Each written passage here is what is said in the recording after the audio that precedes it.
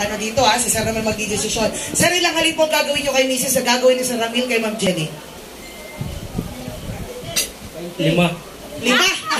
Sabi ni Mrs. 2 lang sabi ni Sir, 5. Okay. Sir, ano ba yung 5? Isa-isa, pag nag-kiss kayo, gagayahin niya o isang bagsakan? Isang bagsakan. Isang bagsakan. Mga kaibigan, hindi si Sir naniniwala sa tinatawag na staggered basis, uhulugan. Okay. Isang bagsakan. Sir, bibilangin ko po kung ilan ang kiss. Sir, huwag kayo titingin doon. Kami titingin ha. Titingin. Hindi po, magtinginan kayong dalawa. Yan. Basta kami bahala. Okay. So, Sir, tinitingnan ko po yung mga halik ha. Sir, 5 yan. In 1. Sir, pasayahin niyo po si Sir Ramil, napagod ho nag-effort naman. Okay. In 1, 2, 3, go! 1, 2, 3, 4, 5, 6,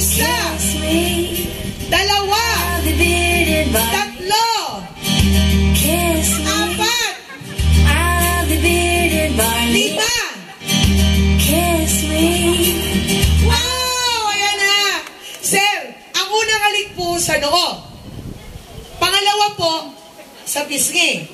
Pangatlo, sa leeg. Pang-apat to, sa balikat. Pang-5 po, sa lips.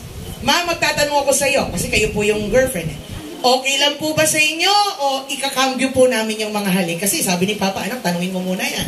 Kasi kahit mag-boyfriend, girlfriend yan, syempre, alam mo, baka nahihiya naman. Okay lang.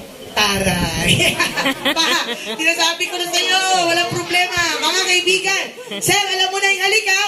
1, 2, 3. 1, 2, 3, 4. Okay. Labo-labo na daw. Sabi ng mga kaibigan natin doon, malabo-labo na. Mga kaibigan, hawak kayo ng kamay. Hawak. Yan. Hawak mo na lang kamay. Yan. Ladies and gentlemen, our lucky ones, Ramil and Jenny.